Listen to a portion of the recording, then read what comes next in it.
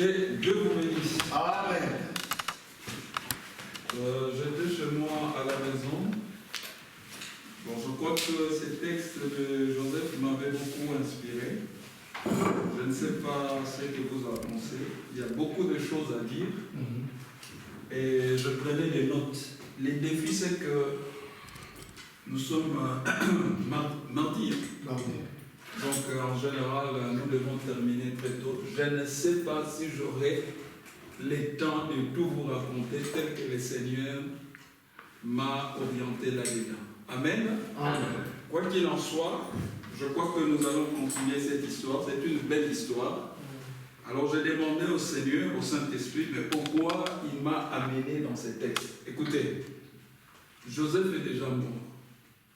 Ça signifie que sa vie ici sur terre ne dit plus rien. Mais le Saint-Esprit m'a amené là parce que le Dieu de Joseph n'est pas mort. Amen. Donc Dieu a comme un principe, s'il a fait quelque chose une fois, ça signifie qu'il va le répéter éternellement. Amen. Donc si le Saint-Esprit nous amène là, c'est de l'histoire. Mais c'est pour nous dire que ce que Dieu a fait à Joseph, il peut le faire pour nous tous qui sommes ici. Alléluia. Amen. C'est-à-dire, qu'est-ce qui s'est passé avec Joseph? Que Dieu bénisse le frère Frédéric. Tout à l'heure, j'étais attentif.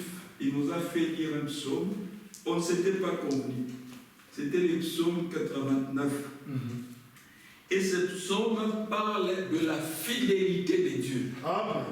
Dieu est fidèle.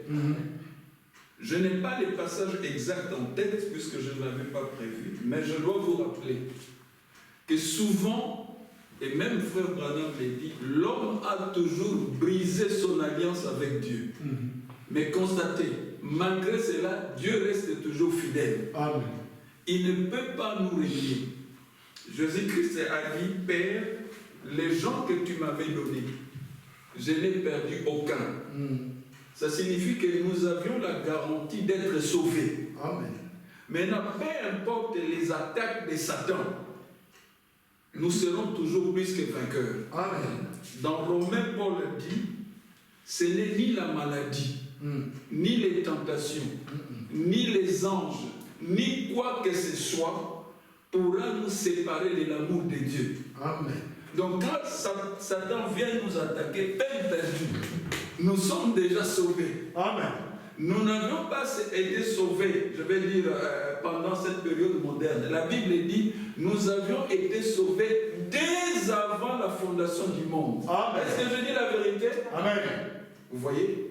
Donc Dieu nous connaissait dès avant la fondation du monde. Dieu savait par exemple que la sœur Viviane va croire au message.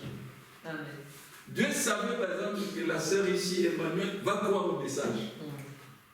Donc, il connaît toutes choses avant la fin. Alléluia. Amen. Voilà pourquoi il avait fait une alliance avec Joseph. Donc, si le Saint-Esprit nous amène là, c'est pour dire que ce que Dieu a fait avec Joseph, il est déterminé à le faire avec nous tous, tels que nous sommes là. Alléluia. Amen. Parce que la Bible dit, nous avions été bénis de toutes les bénédictions dans les lieux célestes. Est-ce que je dis la vérité? Amen. C'est ça. Parce que si vous écoutez l'histoire de Joseph, vous allez dire, oh, quel privilège! Quel privilège! Dans un des versets, on dit que Dieu était avec Joseph. C'est pas tout. La dernière fois, nous avions vu que Dieu a béni ses mains. Ça signifie que tout ce que Joseph touchait était béni et devait prospérer. Nous avions attiré l'attention de certaines personnes, notamment ceux qui ne sont pas encore mariés, en disant, lorsque leur tour arrivera, quand ils devront faire le choix, Keba Kopona Eli Mangano, c'est-à-dire, il y a certaines sœurs, il y a certains hommes, leurs mains sont maudits. Ils ne peuvent pas prospérer. C'est-à-dire, tous ceux qui font sa foi, s'il commence un commerce, il doit chuter. Mais Joseph, de la manière dont Dieu l'avait béni, s'il commence un commerce, même s'il vend des cacahuètes, il va finir par des dépôts, par devenir grossiste. Alléluia. Amen. Qui fait ça? C'est Dieu. Il bénit qui il veut, il maudit qui il veut. Mais nous tous qui sommes ici, nous ne sommes pas des maudits de Dieu. Non. Nous sommes bénis. La Bible dit, nous sommes bénis de toutes les bénédictions spirituelles dans les lieux célestes. Donc, Dieu nous place au même pied d'égalité que Joseph. Voilà pourquoi il nous a amenés là. Bon, maintenant, l'histoire de Joseph est très longue. Donc, nous allons prendre partie par partie. Quand j'étais à la maison, je méditais, le Saint-Esprit m'a dit les titres d'aujourd'hui. C'est Joseph et son breakthrough chez Potiphar. Breakthrough. C'est un terme anglais. L'équivalent en français, c'est percer. Alléluia. Amen. Donc, Joseph et sa percée chez Potiphar. Constatez que Joseph, qui avait vu ces deux songes, les deux songes-là a suscité la jalousie de ses frères. Ce qui est étonnant, ces frères-là n'étaient pas des étrangers. C'était ses propres frères. Et nous avions pu les montrer que parfois, même si on est ici d'un même père, d'une même mère, Satan peut entrer dans votre famille et susciter des cas de jalousie, des cas de haine. Vous voyez? Il y a de ces familles-là, les grands frères ne s'attendent pas avec les petits frères. C'est Satan qui fait ça. Il empoisonne votre relation.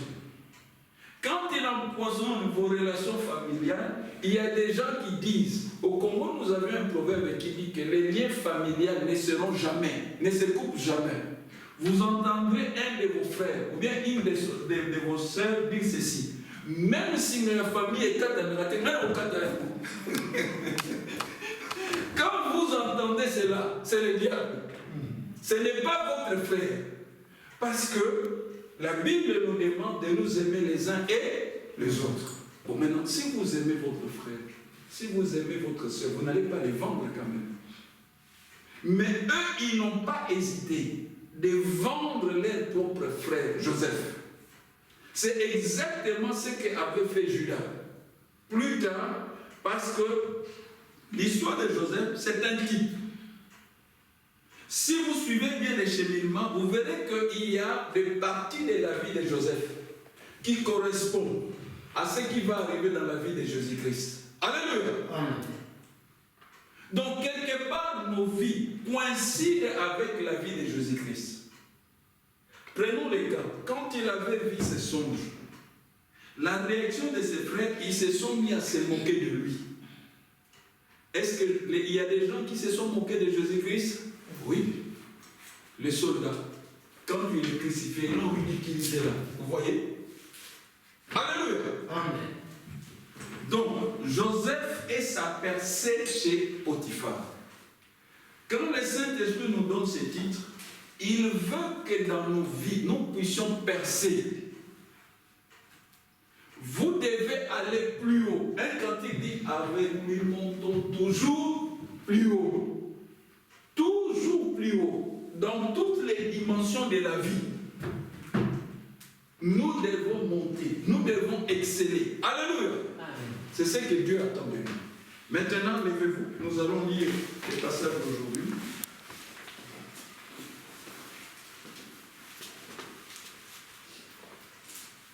Nous allons prendre dans Genèse 39. Le texte est long, mais je crois que je vous demanderai, pour ne pas trop vous fatiguer, vous lirez avec moi seulement jusqu'au verset 9. 39, 1 à 9. Ça va?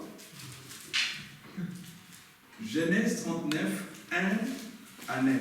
Allons-y. On fit descendre Joseph en Égypte. Et Potiphar, officier de Pharaon, chef des gardes égyptiens, l'acheta des Ismaélites qui y avaient fait descendre. L'Éternel fut avec lui et la prospérité l'accompagna. Qu'est-ce qui l'accompagna? La prospérité. Qu'on ne vous dise pas que Dieu ne rend pas les gens prospères. Non.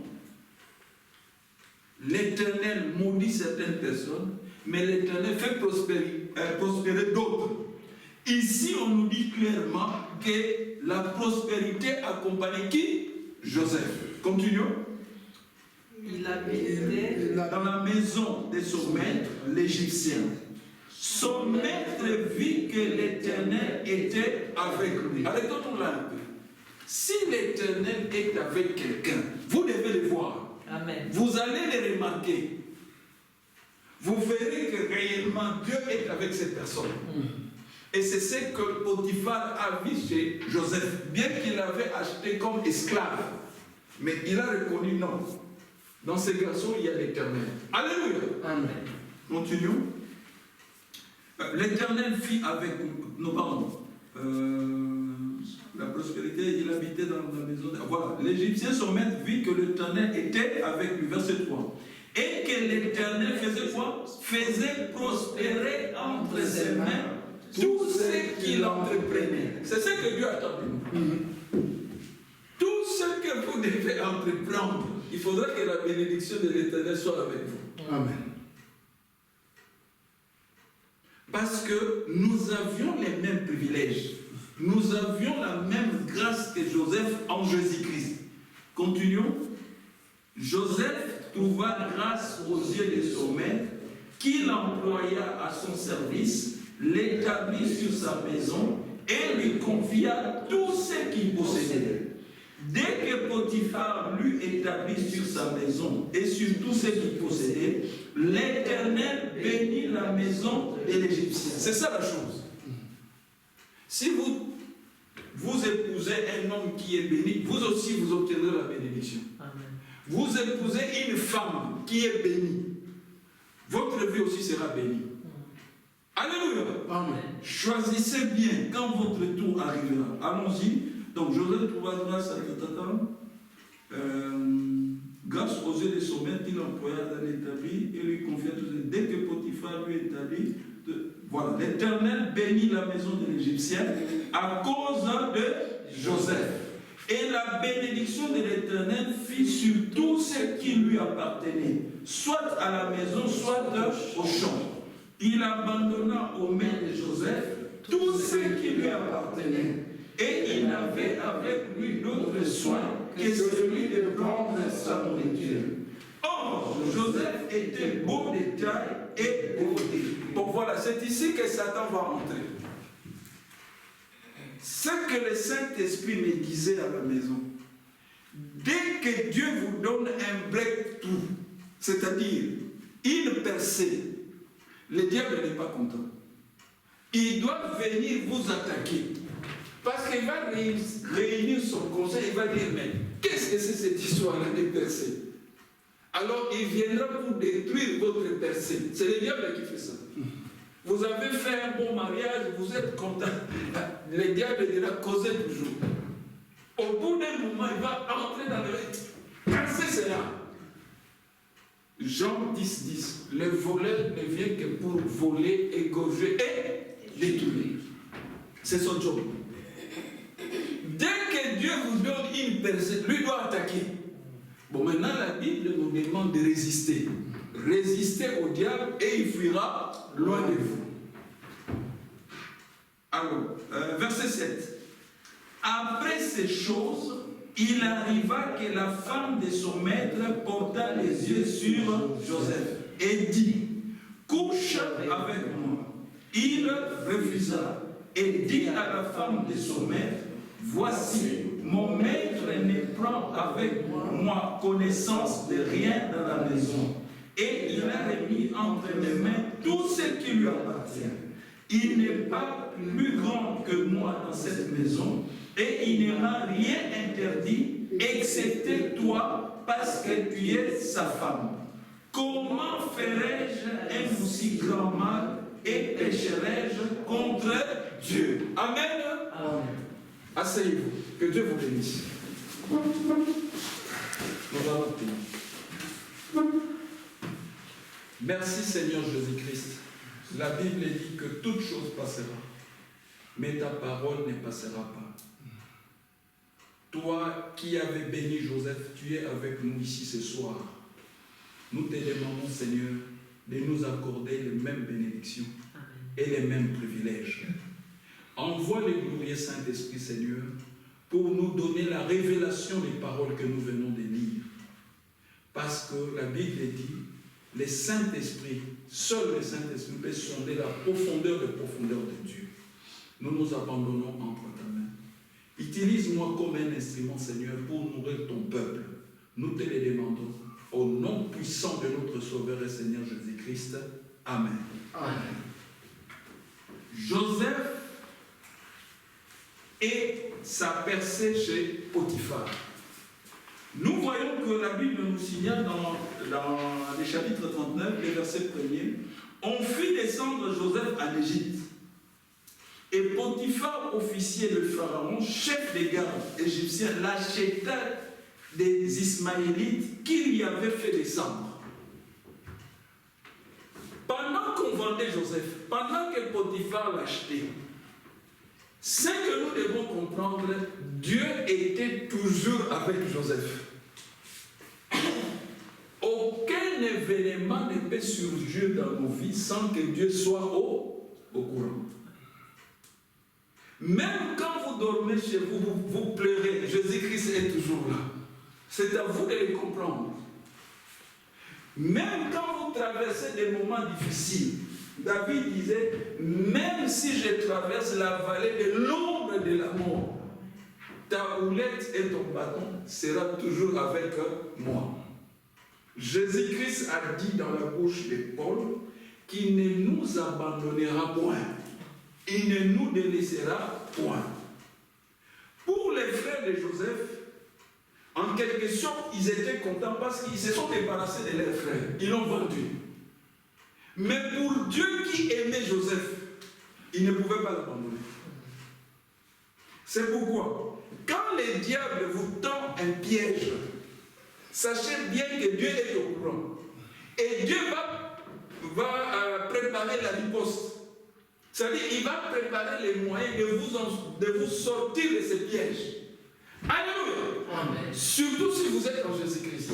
Il ne peut pas vous laisser comme ça dans les pièges de Satan. Non. Dieu viendra dans sa sagesse, dans son intelligence. Il va détruire les pièges. Comme ça, vous allez sortir. Voilà pourquoi il est écrit, je crois dans Ésaïe, toute arme forgée contre nous sera sans effet. Tout complot qu'on va faire contre un enfant de Dieu, ça sera sans effet. C'est-à-dire, l'Éternel verra les complots et dans sa sagesse, dans son intelligence, il va préparer un moyen pour vous en sortir. Le psaume disait, les malheurs atteignent souvent les justes, mais l'Éternel en délivre toujours. Il ne peut pas laisser les justes dans les malheurs, non. Il nous a sauvés pour que nous puissions régner et dominer sur Satan. Mais Satan, comme vous le savez, c'est un accusateur. Donc ici, Joseph atterrit chez Potiphar. Maintenant, on va constater que l'Éternel fut avec lui et la prospérité va l'accompagner. C'est-à-dire, lui qui était venu dans la maison de Potiphar comme un esclave, Potiphar lui-même va constater que tout ce qu'il donnait comme job, comme travail à Joseph va prospérer. Alors il va tirer une conclusion. C'est ce que je conseille souvent à certains couples. Si vous voyez que votre femme gère bien, mais confiez-la les sous de votre maison. Parce qu'elle gère bien. Alléluia. Amen. Il faut détecter les qualités des gens. Vous, quand on vous paye, vous prenez l'argent, allez, vous allez voyager, mais quand vous donnez à votre femme, elle, par la sagesse, par les instructions que le Saint-Esprit lui donne, vous constatez qu'elle gère bien. Moi, je dirais, messieurs, si vous voulez que votre couple marche très bien, confiez la gestion à votre femme et vous gagnerez. Alléluia. Ce n'est pas seulement votre femme. Vous avez une entreprise, vous constatez que parmi vos travailleurs, il y a un qui gère bien. Mais donnez-lui la caisse. Votre entreprise va prospérer. Vous devez reconnaître les talents des gens. Quoi qu'il en soit, Potiphar a reconnu les talents de Joseph. Amen. Il a constaté que Dieu était avec Joseph. Deuxièmement, tout ce que ce jeune homme touchait devait prospérer. Beaucoup des hommes, beaucoup de bien-aimés, des frères, sont devenus dans leur maison des goujats. Goujat, je crois que je vais noter ça, je ne sais pas si je trouverai encore.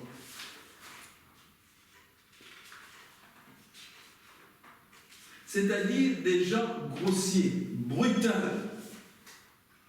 Ils ne peuvent pas partager avec les autres, ni avec leurs femmes. Je prie beaucoup de nôtres, mais peut-être on y reviendra si les temps nous le permettra. Je ne vais pas m'embrouiller avec cela, mais je crois que vous comprenez le terme. Je tentais seulement de dire ceci. Si vous constatez, nous on avait une grande sœur qui avait ce nom-là. Notre grande sœur pouvait commencer par vendre des cacahuètes. Son commerce va prospérer. Et puis le commerce va finir par devenir des dépôts. C'était son don. Elle n'avait pas fait de hautes études, mais tout ce qu'elle touchait devait prospérer. Alléluia. Amen. Joseph était comme ça. Si vous trouvez, ce n'est pas valable seulement pour le seul, vous trouvez un homme qui fait prospérer des affaires, vous avez intérêt à vous allier avec cet homme-là. Je veux dire, confiez-lui la responsabilité de certaines choses. Il va l'amener de l'avant.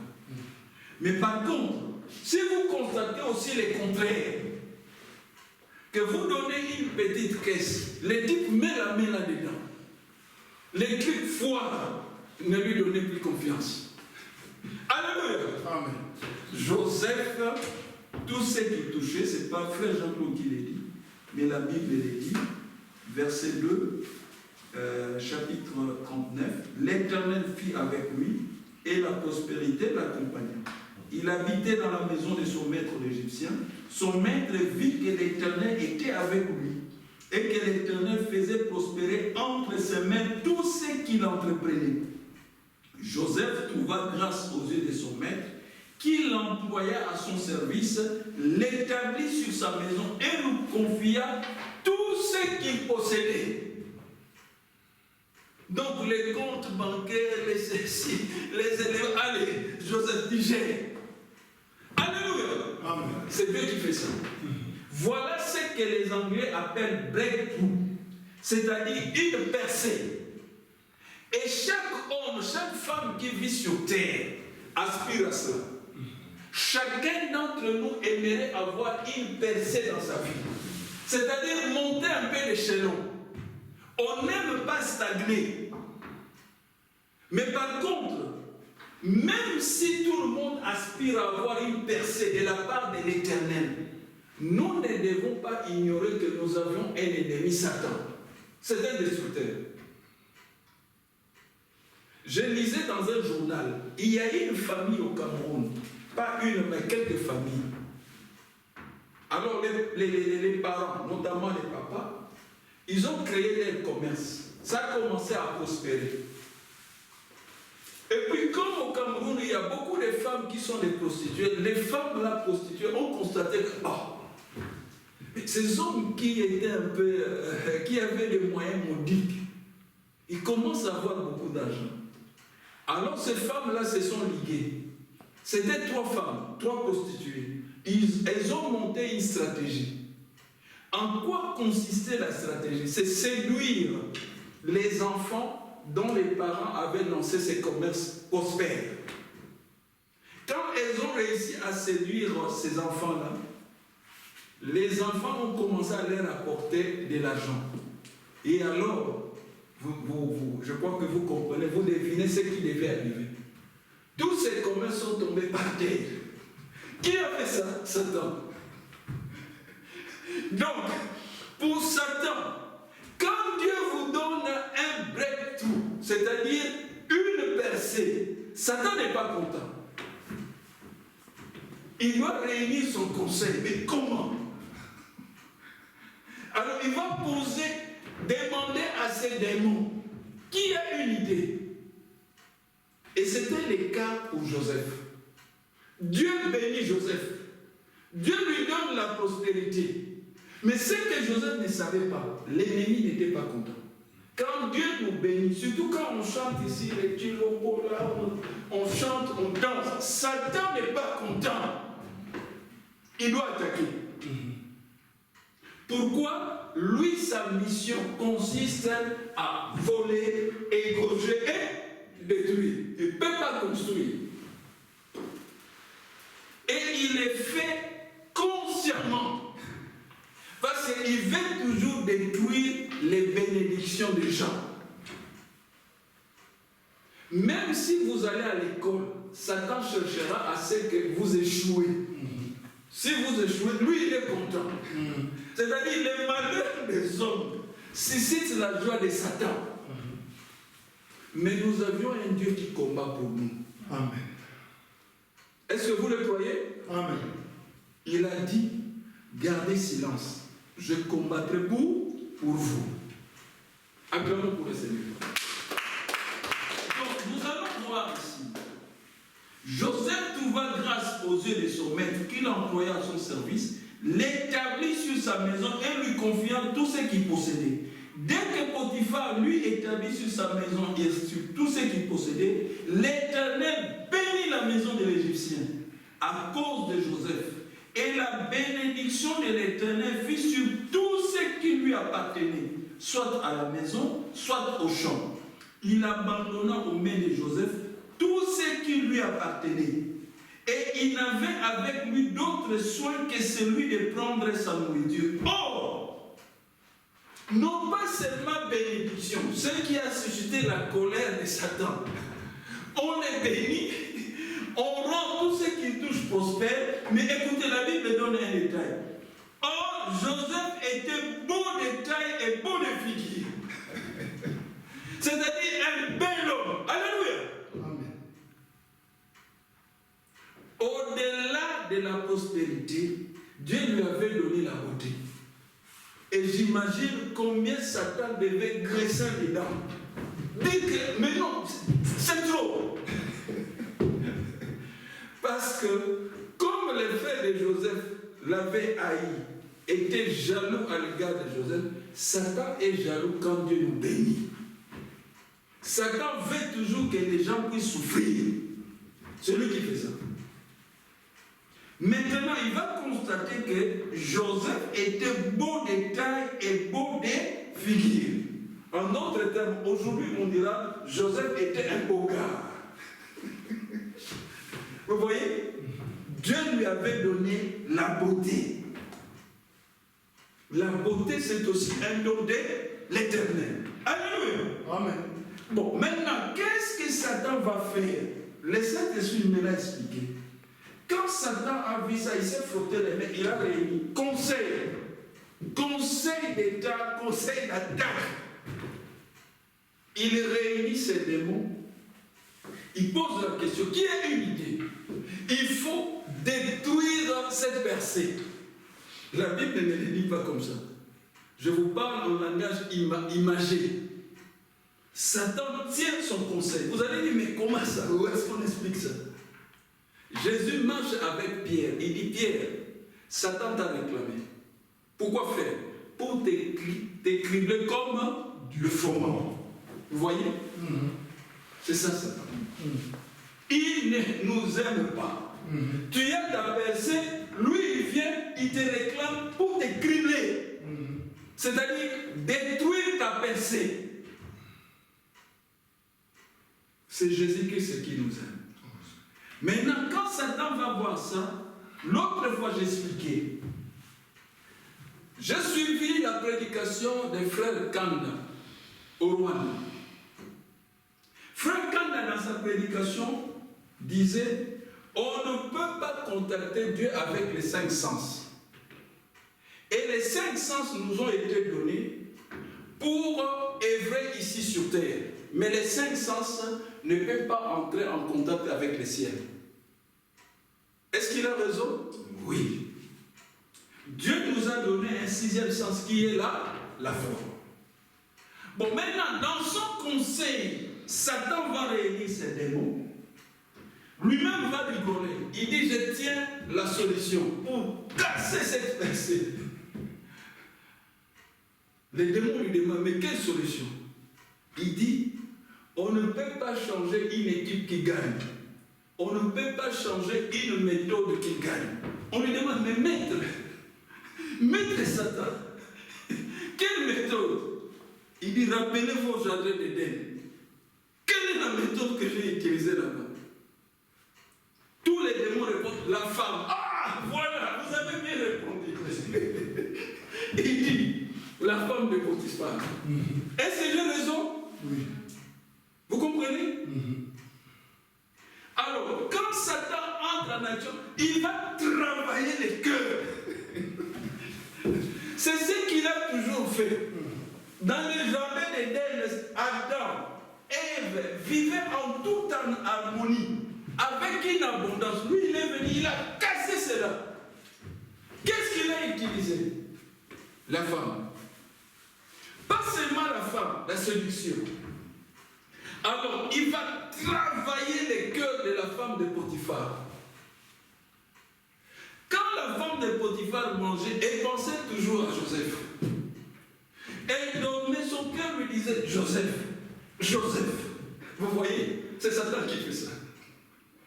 Beaucoup de gens ont détruit leur expérience chrétienne à cause des sentiments. Il y a quelques temps, je parlais d'un frère que j'avais connu à Louvain-la-Neuve. Ses sentiments amoureux ont failli me perdre. On ne sait quelle mouche avait piqué ses frères, mais disons la mouche satanique. Il est allé aimer une certaine femme rwandaise. Son nom était Inès. Même si vous parlez de la parole de Dieu, les frères là ne pouvaient pas être contents sans citer le nom de Inès. Alors finalement, j'ai fini par rencontrer cette Inès. Mais quand je l'ai vue, elle n'est même pas chrétienne, c'est une Moabite.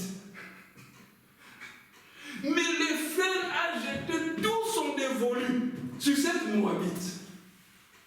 Chaque jour, elle devait apporter une fleur rose chez la Moabite.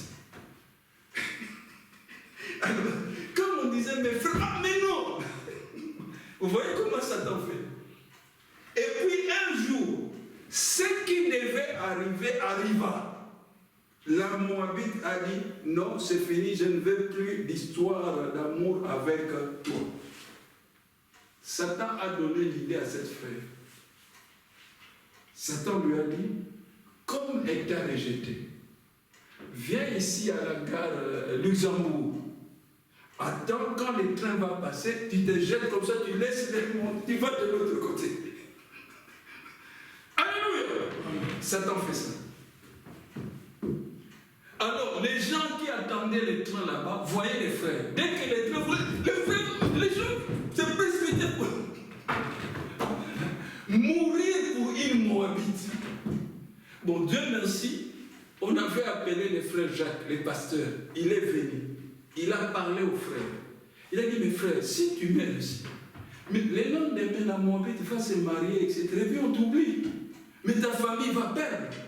Ah, les frères ont commencé à réfléchir. Vous voyez, c'est Satan qui fait ça. Donc, quand on interdit, ah non, c'est mon fiancé, les parents disent non, ah non, je vais me brûler, je vais m'immoler. Oh, mais aussi moi.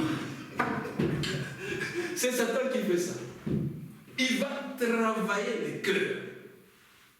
Pour ne pas donner trop d'exemples, le cœur de la femme de Potiphar était travaillé par Satan. Elle dormait, Joseph. Elle se réveillait, Joseph. Elle mangeait, Joseph. Finalement, la Bible dit, vous le trouvez verset 7. Après ces choses, il arriva que la femme de son maître porta les yeux sur Joseph et dit, couche avec moi. Vous voyez les diables? Alléluia. C'est ce que Satan fait. Vous voyez? Alors, maintenant, il refusa et dit à la femme de son maître, voici, mon maître ne prend avec moi connaissance de rien dans la maison, et il a remis entre mes mains tout ce qui lui appartient. Bon, maintenant, pendant que je méditais sur ça, j'ai noté ici, je me suis souvenu, j'avais un ami qui était burundais, on partageait avec lui. Il n'était pas vraiment croyant ou chrétien. Quand je lui ai raconté ce récit, il a dit, mais Joseph Wana Zambendre, vous voyez, mendre, ça signifie pour le mouiller. Pourquoi je vous raconte ça avec un peu d'humour? C'est ce que Satan fait. Si Satan te piège pour t'amener à pécher, à renier la parole de Dieu, et que toi tu résistes, il va te coller à nous. Il va se moquer de toi. Il va dire, tu es une poule mouillée. Il va dire, tu es vieux jeu. Il va trouver toutes sortes de noms. Maintenant, vous direz, mais comment il dit ça? Non, ce n'est pas Satan. Il va passer par tes amis. Il va passer par tes frères. Il va passer par tes collègues de service. Il va passer par ta femme. Il va passer par ton mari. C'est-à-dire, on va te ridiculiser. Pourquoi les gens du monde n'aiment pas la parole de Dieu? Les gens du monde n'aiment pas Jésus-Christ. Le monde aimerait que nous puissions suivre ces mauvaises habitudes. Que nous puissions suivre les rythmes de ce monde. Si vous ne suivez pas les habitudes du monde, ils vont vous coller à nous. Pour vous ridiculiser, pour vous humilier. La Bible dit, ceux qui veulent vivre pieusement en Jésus-Christ seront comment? Seront comment? Persécutés. Vous voyez? Ridiculisés. On va se moquer de vous.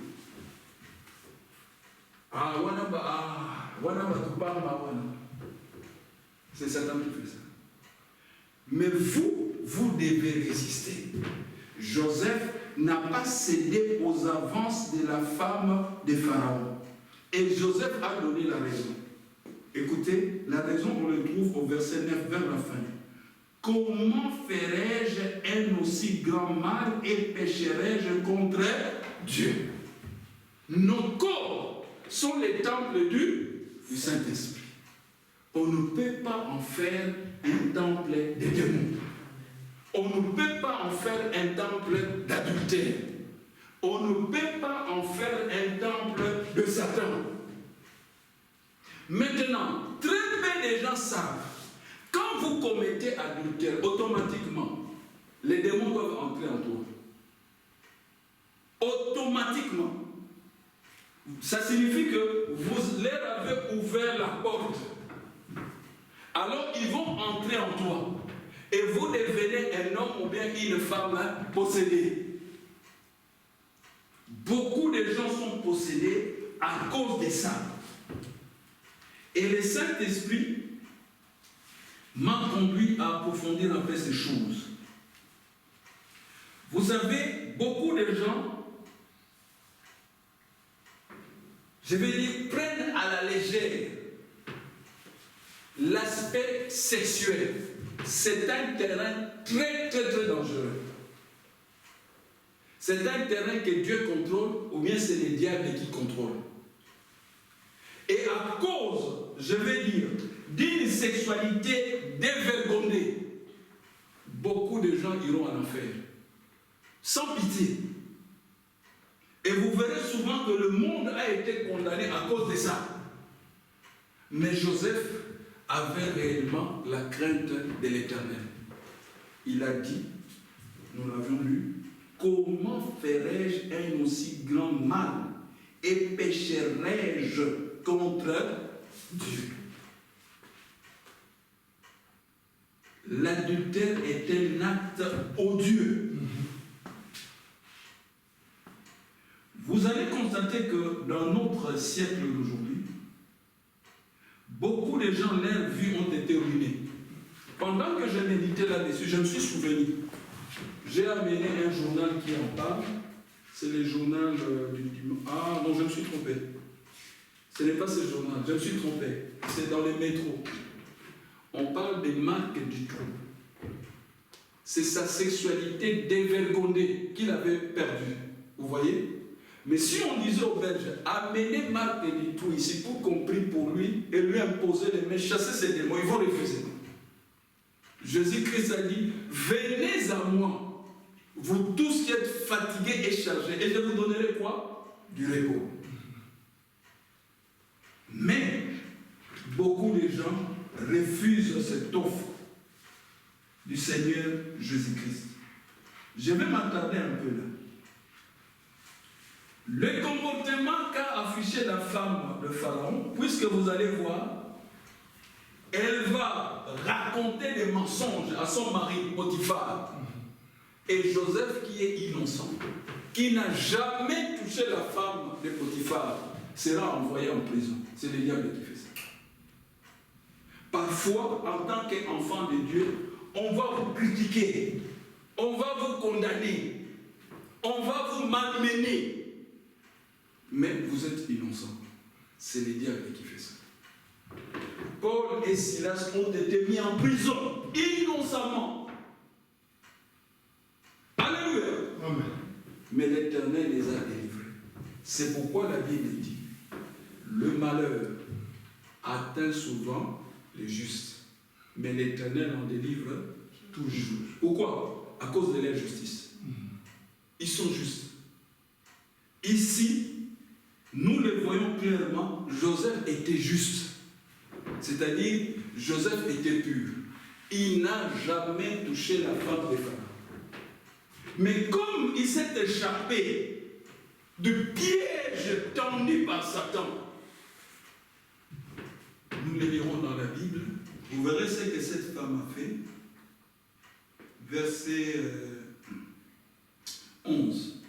Un jour qu'il était entré dans la maison pour faire son ouvrage et qu'il n'y avait là aucun des gens de la maison, elle est saisie par son vêtement en disant « couche avec moi ». Il lui laissa son vêtement dans la main et s'enfuit au dehors. Lorsqu'elle vit qu'il lui avait laissé son vêtement dans la main et qu'il s'était enfui dehors, elle appela les gens de sa maison et leur dit « Voyez, il nous a amené un Hébreu pour se jouer de nous. Cet homme est venu vers moi pour coucher avec moi, mais j'ai crié à haute voix. Et quand il a entendu que je levais la voix et que je criais, il a laissé son vêtement à côté de moi et s'est enfui dehors. Et elle posa les vêtements de Joseph à côté d'elle jusqu'à ce que son maître rentrât à la maison. Alors elle lui parla ainsi, l'esclave hébreu que tu nous as amené est venu vers moi pour se jouer de moi. Et comme j'ai élevé la voix et que j'ai crié, il a laissé son vêtement à côté de moi et s'est enfui dehors. Après avoir entendu les paroles de sa femme qui lui disait, voilà ce que m'a fait ton esclave, le maître de Joseph fut enflammé de colère. Il les prit et les mit dans la prison, dans le lieu où les prisonniers du roi étaient enfermés. Il fut là en prison. Alléluia. Vous voyez que c'était un mensonge. Il n'avait jamais commis les cas de viol. Il n'avait jamais violé la femme de Potiphar. Mais Satan, qui est le père des mensonges, celui qui a tout manigancé, au lieu que la femme reconnaisse ses faiblesses, au lieu que la femme de Potiphar, se sentant tentée par la convoitise, au lieu qu'il prie, et qui demande la force de surmonter cette convoitise, la femme de Pharaon s'est laissée aller et puis elle a attendu son mari pour déformer la réalité. Et beaucoup de gens font ça. Tu n'as rien fait, ils vont créer une histoire mensongère. C'est le diable qui fait ça. Il est le père des mensonges. Il est menteur. C'est sa spécialité. Et il ment simplement pour malmener les enfants de Dieu, pour malmener les justes.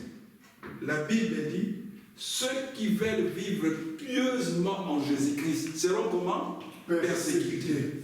C'est Satan qui fait ça. Il n'aime pas les justes.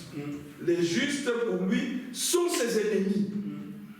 Il doit les détruire, il doit les combattre, il doit les attaquer. La Bible les démontre bien avec cette histoire de Joseph. Maintenant, se comporter ainsi sur le plan sexuel, la Bible nous donne certains récits. Pour ne pas en faire long, je crois que je prendrai quelques récits. Et vous allez voir que vraiment vous devez avoir la maîtrise de soi. Beaucoup pensent que dans nos assemblées, tout le monde est saint. Toutes les sœurs sont saintes. Faux. La Bible dit, il y aura de loups ravisseurs parmi nous. Est-ce que c'est la vérité? Le loup entre dans la bergerie, c'est-à-dire le loup entre dans les assemblées. Si vous regardez, vous allez voir que c'est un frère. Vous allez, je vais dire, converser ensemble, vous allez même manger ensemble. Mais Paul vous dira, attention, parmi nous, il y a de loups. Bon, maintenant, contrairement aux loups naturels, ce loup-là, curieusement, ce sont des loups qui portent la barbe. Et si vous regardez bien, ils marchent avec deux jambes. Ce n'est pas les loups à quatre pattes, non. Bon, même si vous ne les voulez pas, Paul dit, il y en aura dans nos assemblées. Pourquoi il y en aura? C'est parce que ce loup-là se déguise. Quand ils viennent dans les assemblées, ils vont mettre la peau d'agneau, de brebis. Mais quand ils entendent, quand ils parlent, si vous avez une bonne oreille, c'est un loup. Mais la peau, c'est la peau d'agneau. Ces loups-là sont dans toutes les catégories. Il y a des prédicateurs qui